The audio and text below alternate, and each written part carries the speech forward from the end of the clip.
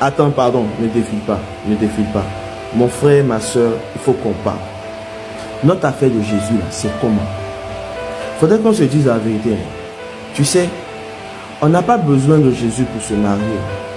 On n'a pas forcément besoin de Jésus pour avoir de l'argent. On n'a pas forcément besoin de Jésus pour voyager. Parce que la vie nous le montre. Plusieurs couples qui n'ont pas Jésus se sont mariés depuis des dizaines d'années et sont heureux. Plusieurs personnes se sont bâties elles-mêmes sans vendre leur âme au diable.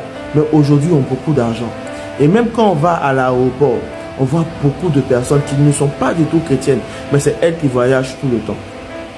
Quand on accepte Jésus, dans un premier temps, c'est pour que notre âme soit sauvée. Pour qu'on soit sauvé de l'enfer. Deuxièmement, c'est pour que la mission que Dieu nous a donnée avant que le monde soit créé, qu'on puisse accomplir cette mission. Chaque personne a une mission. Chaque personne n'est pas inutile. Chaque personne a un mandat clair, a une mission claire, a quelque chose que Dieu a mis en elle. Parce que cette chose-là doit bénir beaucoup de personnes.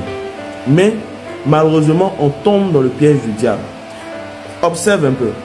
Quand tu es dans un souci ou quand tu es face à une situation, le diable va toujours te rappeler ce qui te manque.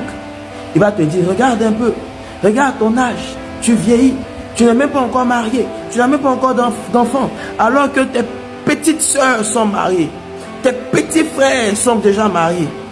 Ou pendant que tu grouilles, il va te dire, regarde un peu, tu n'as même pas d'argent pour t'occuper de toi-même, même ton propre loyer, tu ne peux pas, alors que tes petits frères roulent dans 4x4. Pourquoi le diable fait ça? Il fait ça pour te frustrer. Il fait ça pour briser ta foi. Mais il fait ça surtout pour attirer ton attention sur le matériel.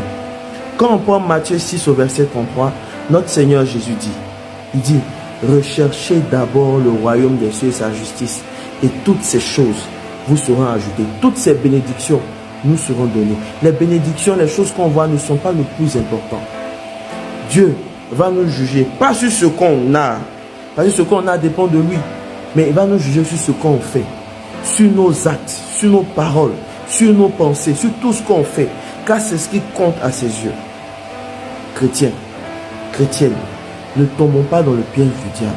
Il y a plus important que le mariage, il y a plus important que l'enfantement, il y a plus important que l'argent, il y a plus important que le mariage. Il y a la réalisation de ta destinée, la réalisation de ce que Dieu a mis en toi, qui doit bénir des multitudes. Des gens attendent que ces choses-là se réveillent en toi. Que Dieu te bénisse, que sa grâce repose abondamment dans ta vie et que Dieu puisse illuminer ton esprit dans le nom de Jésus.